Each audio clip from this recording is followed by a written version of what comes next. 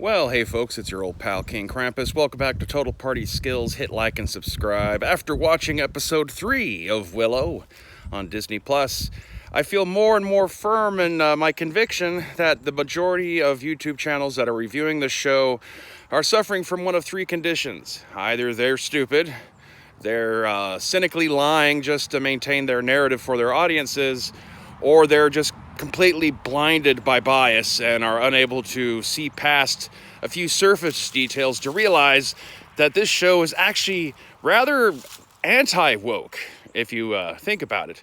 Also, to whatever complaints there are about Willow being somewhat nerfed in the show, let's be real, guys. While we all love Warwick Davis as a person, he's no Peter Dinklage. In many ways, he's the weakest link of his own show. And so he needs this plucky little cast of adventurers surrounding him. And my, what a thirsty bunch they are. Beyond the sexual trysts, Kit, despite being engaged, is like low-key in love with her assistant for a little lesbian romance. So Laura is along because she wants to rescue her heroic boyfriend, while there's a lot of subtle indications that really she should be being shipped with Graydon. There's the whole thing in the last episode about the finger test, obviously. And in this episode, the thing that is both thirsty about it and what I mean by it, I think it's more anti-woke than it is woke, is that Allure Delan runs into a small little cottage in the forest with a couple of denim-clad lesbian lumberjacks who subvert expectations, but in the other direction. One's big, tall, and very talkative. The other one's completely quiet, looks strangely abused and traumatized by her partner. Obviously there's no direct thing where they say, "Ooh, we are lesbian lumberjacks and we like to eat each other's pussies." It's not quite that direct, but it's very distinctly coded as a couple of lesbian ladies out in the woods. And they want to teach Allura Denan the ways of the forest. There's a lot of, uncomfortable sexual innuendos that the taller one directs at Allura that is not reciprocated.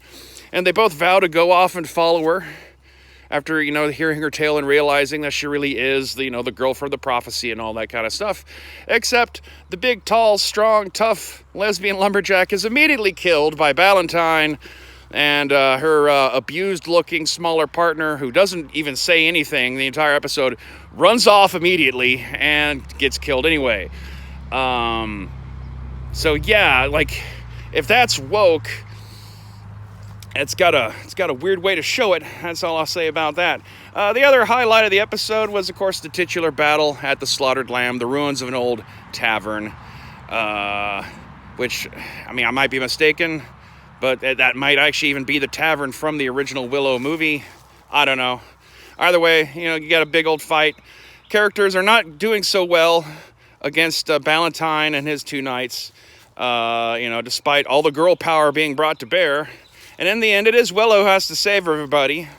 He has to, use up, apparently he's got a limited amount of magic left to channel in him or something. I guess, some sort of curse was laid on him where he only gets, his one little set of spell slots. And even though if he takes a long rest, they never renew. So he's got to just hold on to this limited selection of spell slots that he has to spend over the course of this series. And that's okay with me. I do find it a little bullshitty, though, that he didn't spend any more of his energy to help his friend Silas.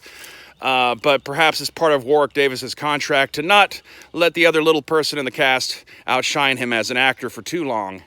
After all, it is Willow and not Willow and Friends. So, but still, I'm finding it an enjoyable, entertaining story so far.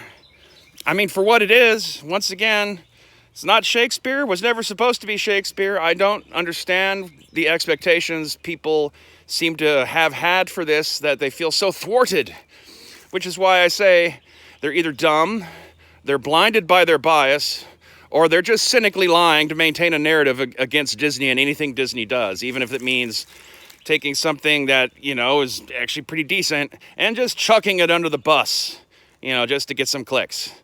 And so thanks you for clicking on this.